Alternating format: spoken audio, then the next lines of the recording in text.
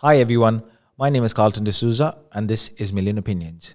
In today's episode, we have Hannah Underhill who's going to speak to us about the growth of women's sport in the UAE, about pregnant athletes and adjusting to motherhood, about the youth sports in the UAE, and also about sports in school. We're also going to slightly touch about the career pathways of all things sports in the UAE. Hannah, welcome to Million Opinions.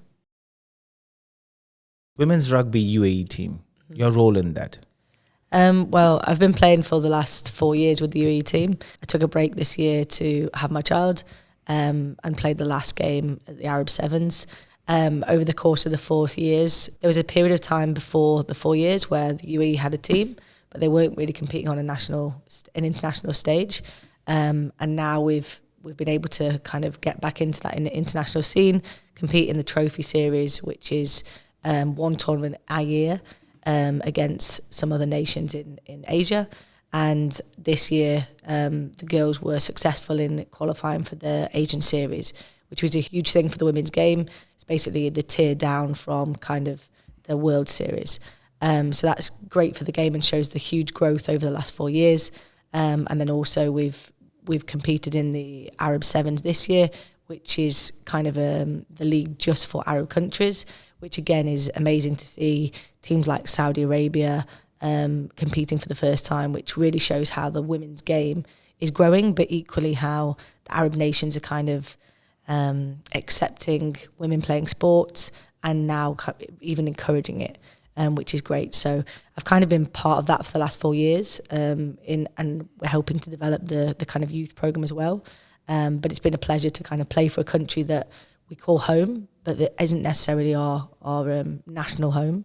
But we live here and we like to think of it as our home and do as much for a country that's done amazing things for us in terms of employment and opportunities for growth to grow our families, etc. So this is the UAE national team that you represent. And I would call you a professional athlete then. I mean, professional athlete, I think there's always that title that you kind of think, am I really a professional athlete? I would say that a professional athlete for me is somebody who gets paid and that's their sole career. I think at one point I would have liked to be that. Now I would say that I am somebody who is a sports enthusiast, aims to be the play for the highest ability I possibly can, and it's just been a real privilege that I've been able to play for a nation that I call home. The 4 years that you have invested in women's rugby UAE, can you tell me, not just in terms of rugby, but in terms of sports, how's the growth of women in sports in the region? It's been amazing. I think, like we said, not just the UAE, but the whole world has really seen kind of a massive increase in women's sport over the last 10 years, substantially over, I'd say, the last 2. Since COVID, there's been a real kind of, I wouldn't say an epidemic, because that's normally used in a derogatory term, but I think there's been a real amazing growth in women's sport. For example, across the region at the across the world at the moment, in 2024, it's the first time that women's sport will really hit over 1 billion in sales, and that's a 300% increase since 2021. Obviously, that's not talking about the UAE, but in terms of the whole world, that just shows how kind of there's that growth of women's sport, and equally there's a want for it. And I think previously nobody thought there was a want for it. They thought that people wouldn't want to watch women's sport. And I think now the world has seen that. It's allowed places like the UAE, as well as the whole globe, to really kind of push for women's sports. And I'm really thankful that in the UAE at the moment, there is that real need and want for it. Stereotypically, you might think Arab nations are very far behind in terms of women's sport, but actually I think particularly the UAE is one of the kind of countries who is really pushing for women to compete in sport and increasing opportunities, which is amazing. I think I've been here for 10 years now, and in the last 10 years it's kind of seen amateur recreational participation to now there be professional sports teams. There is now a really thriving basketball league, there's a thriving women's rugby league, there's a football league, there's tennis, squash, any sport you can think of that's played outside of kind of the UAE is now here and growing rapidly. I think the youth opportunities are amazing. I think there's still a gap for professional sport in regard to 18 to 24-year-olds. I think we're always going to struggle in the UAE for that gap, because a lot of students still choose to take their university degrees outside of the UAE. So there is always that 18 to 24-year-old gap. And I think until we bridge that, or get a really strong professional game in the UAE for women that's going to pay, I think we're going to lose that kind of age range. But I think in terms of the youth and then the kind of amateur professional sports after that, I think the growth is there. The fact that we've now got a UAE netball team competing in Europe netball right now. Like I said, the UAE rugby women's team is now in the Asia 7 series. For such a small nation, that's pretty amazing. And I think that's only going to start growing for other sports. And the more we can get that kind of world representation out there for the UAE, the better it'll become. So you said you did take a break because of motherhood. How is it adjusting to motherhood and as an athlete? Yeah, I think it's really hard. I think that's why we're kind of seeing anybody who is following, lots of women now who follow a career and really want to drive for achieving something in their career that is now possible for women that maybe wasn't 50 years ago. Equally in sport, women who are kind of driving to get to that highest level are often seen to have children later. So I'm 34 now. That's seen as kind of a little bit older to have a child, but is becoming more of the norm. And for me, kind of, I wasn't ready to have a child before then, because I was still kind of following my career, trying to reach as high as I could in that, and also trying to kind of get to where I wanted to be in sport. But obviously at some point, if you want to have a child, there is a time limit. So for me, kind of now was the right time. But there is a massive adjustment when you become pregnant. Obviously you have to adjust your sport. Me being my main sport at the moment being rugby, obviously as soon as you find out you're pregnant, you can no longer play that. So that was a big adjustment. And I think a lot of women athletes find that hard to kind of, obviously your whole life is about training, is about competing, is about having that time with your friends. And that's where your kind of safe place is and your downtime. And obviously that isn't taken away fully, because I was training for the whole 9 months. But it changes substantially. And obviously you're seen, or I think the hardest thing, as soon as you become pregnant, you're seen differently. Maybe that's in your head, but at the same time, I think you automatically become in that mum role. And everyone's perception of you changes in terms of what you can achieve in the sports field, in the gym, etc. People look at you differently when you're training as a pregnant athlete to when you're not pregnant, in terms of looking, should you be doing that? And then once you have a child, I think for me the postpartum phase is actually more difficult, because it's a bit like an invisible injury. So for the first kind of, I had a C-section, so for the first 6 weeks you can do nothing really. Obviously walking, trying to keep active, and then post that you look fine, and you're probably at a stage where your body, to the outside eye in baggy clothing, etc., looks like it should be able to achieve what it did before, but physically that's changed. So for me, it's kind of, I'm now 8 months postpartum, and for me, I'm only really just feeling like I can kind of push to the levels I was before, which I think is the hardest transition, that postpartum 8 months after, really you give up your body for 2 years, I'd say. So for me, I think that adjustment to having to slow down, having to be kind of a more mature athlete, was really difficult, but also something I'm really grateful for, because I understand my body a lot more now. Equally, I feel like I've been able to focus on other things. It's a bit like if somebody has an ACL injury, you may focus more on mobility, or you may focus more on kind of really making sure that leg and that knee is fully functioning. So for me, there was areas in my body, my mobility, my pelvic floor, etc., that maybe was weaker. And now I feel like I'm kind of starting from a new baseline, and I'm excited to see kind of what I can achieve in this next year, after having a baby, and what my body can do. I think it's amazing what the women's body can do.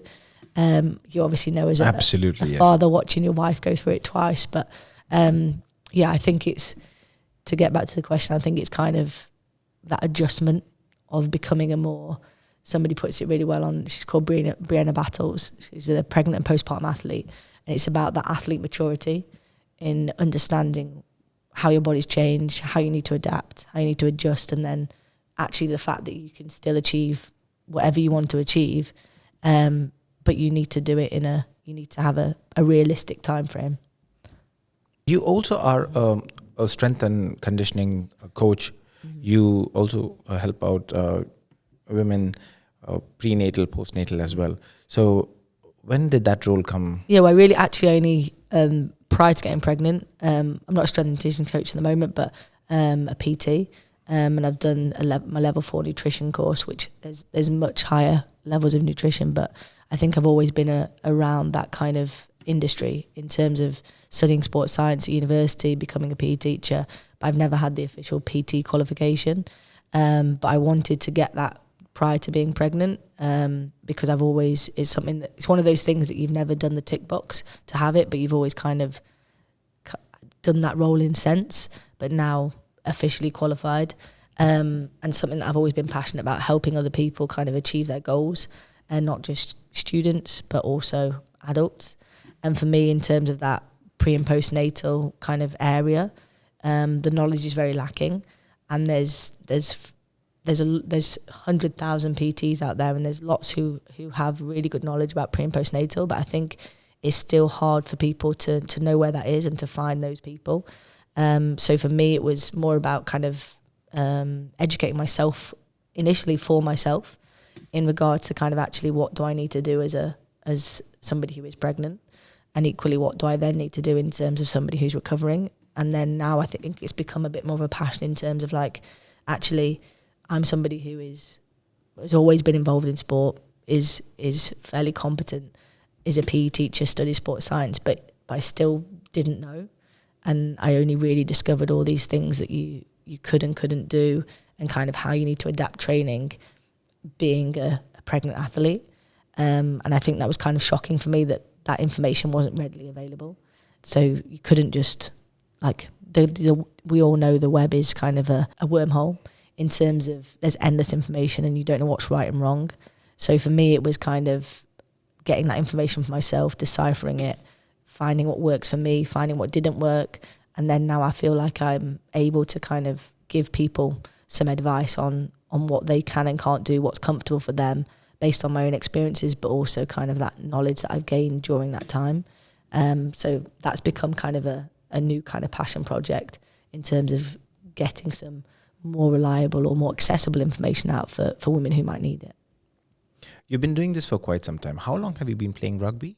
I only started playing rugby when I came to the UAE, so we've been here for 10 years now. And that is the Hurricane. Yeah, I started at I actually started at the Tigers Rugby Club. Okay. And then moved to the Hurricanes after about 3 years. And yeah, I've been at the Hurricanes since then, which is an amazing club for women, men and kids. And you've been teaching sports in schools for the longest time, and that's where I met you. You've been doing this for almost 15 years now. Yeah. Do we train the children enough as athletes, or a wholesome? Do we give them a wholesome knowledge, or is it just restricted to sports-specific ones? I think it really depends, kind of that child experience, and the thing about PE is that there's not really a set curriculum. Most schools out here follow an international curriculum. A lot follow a UK curriculum, but that curriculum has become very much kind of an open book recently. There's no real levels anymore. Teachers can create those levels. So I think that it really depends on what school your child goes to, what the beliefs are of that PE team. You would hope that every curriculum is set upon building the whole child. And I think for PE, it's probably one of the real advocate for PE in terms of, I think it's probably the only subject in the school curriculum that can really build the whole child. Because we can work on the physical, we can work on the social, we can work on the emotional. And it's the only real subject in that curriculum who can easily do those three things. And when done right, can really build a resilient child who's set up for life in terms of having those fundamental movements, having lifelong participation, but equally having the social, emotional skills that they need to kind of achieve what they want to in the world of business or whatever that might be. However, when done wrong, it can equally be something that kind of is something that sticks with that child for a long period of time, maybe then becomes an adult who doesn't participate in physical activity because they had a bad experience in physical education. So I think the answer there is kind of that it definitely has the ability to build the whole child if done right, but equally it can also have a negative effect if in the wrong environment. And I hope that more and more the physical education kind of classes, lessons, the strand of well-being throughout the school, and the time that physical education is given in schools is to the kind of positive reinforcement of that child's belief of physical activity and building them as kind of a whole adult, if you like, because sometimes it can be detrimental. It can. And when you said about the child's belief, what happens is children, they want to look like one of their favorite athletes or someone who they really follow. But they do these fast, quick fixes. Yeah. Thank you. Quick fixes, which can be detrimental as well. And that's why I wanted to ask you, are we doing enough in the curriculum as well, or in form of guiding the children in the right path? Yeah, I think all schools are trying really hard, and I think all schools have now got that really strong well-being strand within them. I think it's always a battle between teaching the curriculum that's compulsory and trying to kind of really embed that well-being strand. Some schools do it amazingly. Some schools find it more difficult. There's subjects that students have to do: maths, English, science, etc. And they can all be well-being strands through them. Equally, we have moral education in the UAE, we have Arabic, we have the different languages, we have social and moral education, and that all takes a lot of curriculum time, which is vital, and they're all important subjects. But at the same time, we do need to ensure that it isn't the well-being strand and the physical education that takes the hit every time, because quite often in schools, when there needs to be a cut, the easy cut is we'll take it from PE.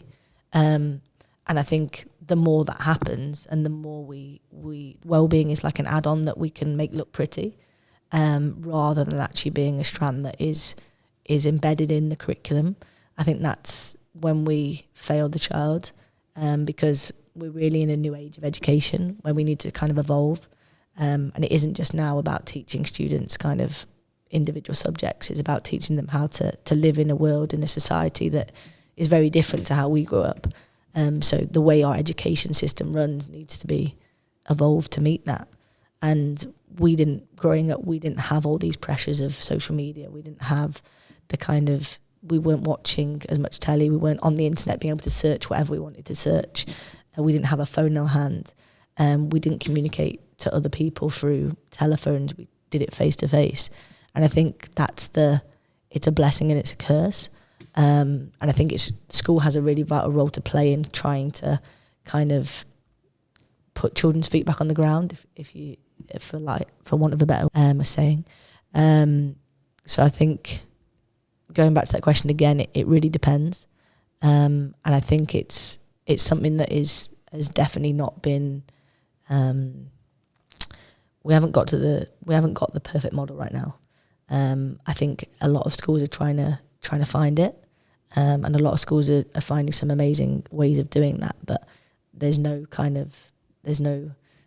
magic pill, there's no kind of magic formula, and I think I don't think there will be for a long period of time.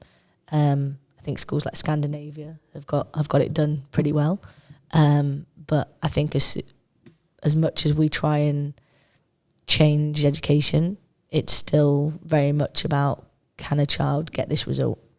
And while it's always about results and the outcome goals, I think it's very hard to really build that whole child as we want to. I had a similar conversation with someone in the last episode, and they mentioned the same thing. And the schools in Scandinavia, theirs is play-based. So it's a lot of play and a few subjects, of course.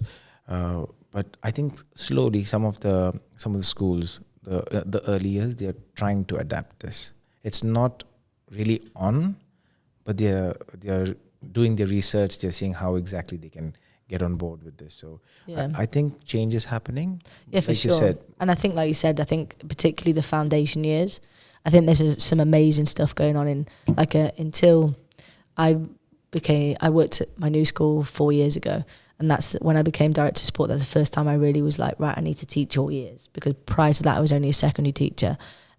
So really I've only really had experience of kind of foundation learning and FS since the last 4 years, and that's some of the best education you'll see. That's where the whole child is made.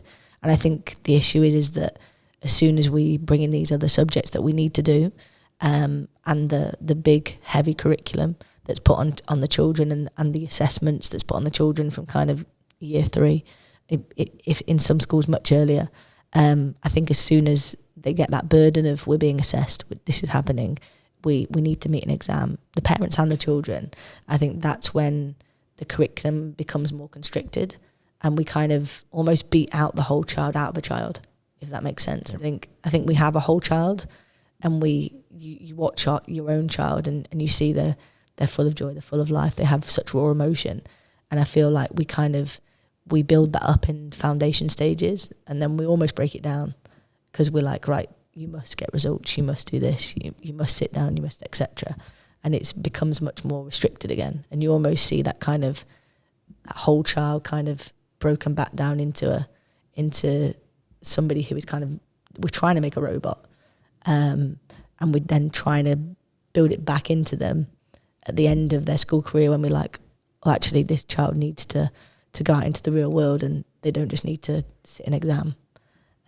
So I think, the school system needs to find that balance between, we need a way of measuring children, we need a way of deciphering who can go on what course, etc.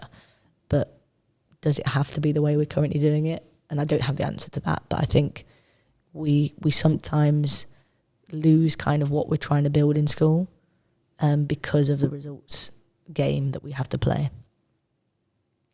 Shall we move to youth sports? Mm-hmm. You said that there's a gap in this country because a lot of children and students, they move to different countries for their graduation. Mm-hmm.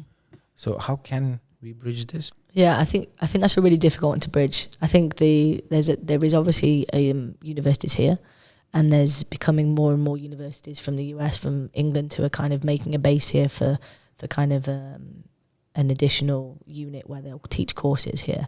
So they have a really strong name that students may want to go to. But I think obviously a lot of the population here is expat. So a lot of children want to go back to their home nation to study.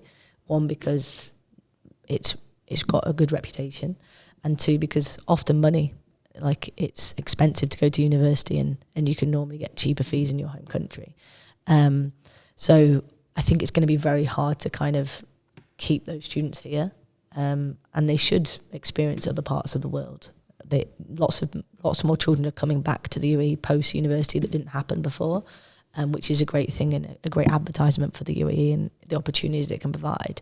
But I do think it's really hard to kind of keep that 18 to 24 age range, 18 to 22, because of the pull of education outside of the UAE and the pull for additional experiences that students want, unless we can kind of have that, like I said before, that real kind of professional sport market that students want to and need to stay for, then I think we're going to find it really difficult. And although, like we said before, sport is growing and there is a professional sport scene here now, it's not the same as a child still wants to compete in England, in Australia, in America, if they want to be at the highest level. So for the ones who are here, are there any opportunities? Yeah, like we said before, there's hundreds. In terms of academies, there's probably some of the best academies in the world here, and there's so many amazing coaches. So for youth sports, there is an amazing base here for students, and there's amazing pathways for them. But like we said, I think for a lot of students, for me, if they want to really succeed in professional sport at the moment, then they kind of need to be in that setup in their home country at 16 at the latest, particularly in team sports. Team sports are very much about kind of the selection for them, as much as we want it to be objective, is often subjective, because it's not about getting a race time. It's not about scoring a particular score.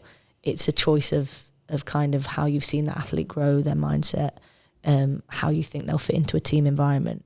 And if those students aren't in that environment from a young age or aren't in that setup, don't get me wrong, it's not impossible, but it's much harder for those students to kind of get into that setup if they're coming into it at 18, 19, 20, 21, rather than growing up in it from 14 in that youth setup.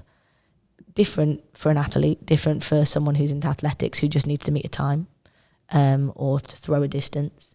Like we said, if it's an objective sport, I think as long as you're getting the results and you're proving that on the sports field, then selection teams can't deny that. But for those sports that are team-based and more subjective selection, I think you kind of need to be in that setup from a young age. Have you seen anyone who's been here, moved away to another country and chosen sports as a profession? Yeah, I think we've been really fortunate, like we said before, in terms of women's rugby. I'm involved in quite a lot at the moment, and equally youth rugby. And it's been amazing to see the growth of the women's game across the globe has really only in the last 5 years become a professional outlet. So there's a huge opportunity for girls to kind of be successful in that area. And there's been a number of girls who've trained in the UAE, grown up in that UAE pathway, and have now moved back to their home country, either in England or in Australia, and are being successful in those professional leagues now. So that's been amazing to see. For example, there's 2 students who, for this year, have competed in the Belgium national women's team, who have both grown through that UAE pathway. So they have started playing rugby in the UAE, been born in the UAE, and are now competing on the national stage or international stage for their country, post moving back to their home country to follow their dreams and to be a professional athlete. For the ones who are not into sports as such, but are interested or are enthusiasts to watch or do any other thing, career pathways for them in the UAE? Yeah, I think like anything, the career pathways are becoming expansive now in terms of sport, because sport is now has always been a huge global industry, but I think the careers in sport are really coming to the fruition in the last 10 years. So for enthusiasts, there's sports analysts, there's sports scientists, there's sports equipment production, sports management. There's hundreds and hundreds of career opportunities outside of actually playing sport, or coaching sport or teaching sport, that young people can get involved with. There's now amazing opportunities in terms of things like this, podcasts, production elements, reporting. And there's some amazing opportunities in the UAE in terms of Gulf Youth Sport. I don't know if you've heard of them. They run some amazing programs for students to get involved with the media side of sport, and put on some amazing productions and kind of events for youth sport. So those kind of opportunities are things that are definitely available in other countries. But I think because the UAE is quite a small hub, students really get that kind of concentrated opportunity. It makes sense. They're concentrated opportunities in terms of available to them, and it's much more accessible.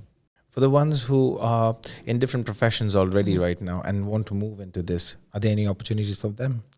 In terms of adults? Yes. Yeah, I think there's opportunities for, I think we live in an age where someone said to me once that kind of most people say the average age they live to 70. Most people will have 7 jobs in their lifetime. And there's that opportunity to have different careers. I think obviously it's always a scary leap. For example, I've decided to move away from teaching this year, at the end of this year, to kind of pursue something outside of education, which for me is fairly scary, but equally something that I've been kind of in the works for quite a few years. And I think it's that as long as you have the motivation and the passion in the career change that you're making, and you have the kind of people around you to support you in doing that, I think any career change is possible. But obviously don't just quit your job and say, I'm gonna do this and have no kind of options. But there's definitely, I think the world's everyone's oyster these days in terms of you have to create your own opportunities. So if there's a career pathway you want to make, obviously research it first, find people that are in that area, talk to them, see what opportunities are available, and then if you think it's feasible, then by all means go for it. It might be that some people kind of do it in a slow transition way where they take experience while doing their current job.